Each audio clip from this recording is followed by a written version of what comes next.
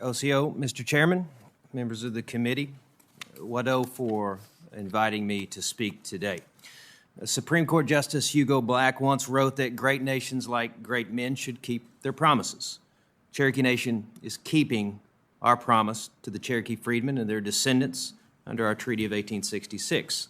That treaty, Mr. Chairman, is a living, powerful, and foundational document that ties together every one of our agreements with the United States. When we speak of our most important treaty rights, our reservation in Northeast Oklahoma, our right to a delegate in the House of Representatives, for example, we point to the language in the Treaty of 1866 which reaffirms all of our prior treaties, not inconsistent with that treaty.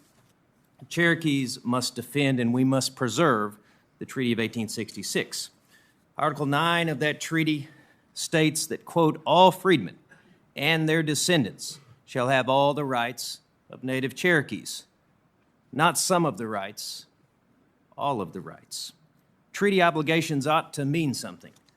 Mr. Chairman, you can't pick and choose which parts of a treaty to uphold.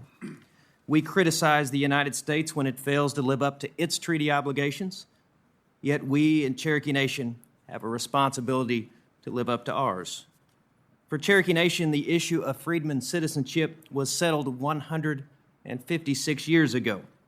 It was settled in a treaty agreed to by the Cherokee people, ratified by this Senate, and signed by the President of the United States.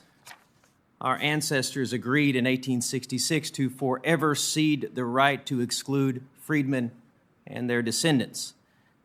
This means that Cherokee Nation's past actions to exclude freedmen descendants from Cherokee Nation were void ab initio, void from the beginning.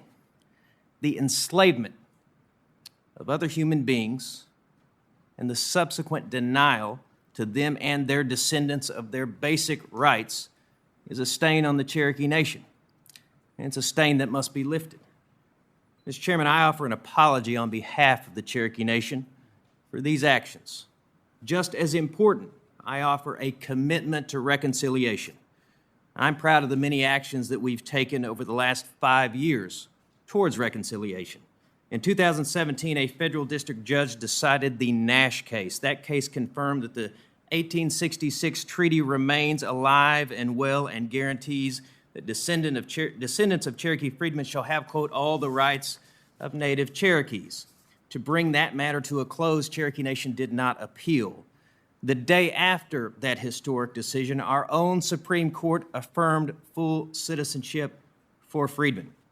We immediately began processing applications for citizenship from freedmen descendants. To this day, Mr. Chairman, more than 11,800 applicants have become citizens. In 2021, our Supreme Court unanimously ruled that the by-blood language in our Constitution also violated our obligations in the Treaty of 1866. Our High Court determined that those words were invalid from inception and must be removed. As noted, Secretary Holland reviewed our Constitution later that year, and she wrote the Cherokee Nation had, quote, fulfilled their obligations to the Cherokee freedmen. The Nash decision and our swift actions to implement it was a beginning. It was not an end. We understand that we must embrace the spirit of equality each day. For more than a century prior to the Nash case, freedmen had been disconnected from the Cherokee Nation. Many in the freedmen community did not have the same experiences, the same access to services, the same opportunities as non-freedmen citizens.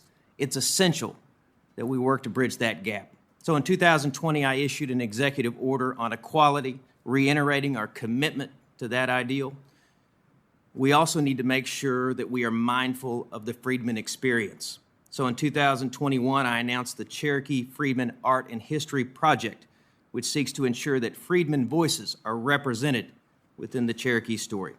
I'm proud to appear with my friend Marilyn Vann, who I appointed last year to our Environmental Protection Commission, the first Cherokee citizen of freedmen descent to hold a Cherokee Nation appointed government post.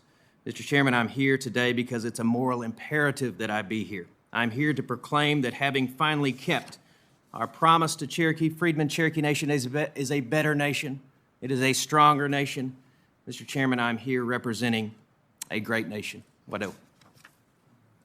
Thank you very much, Chief Hoskin. Chief Johnson, please proceed with your testimony.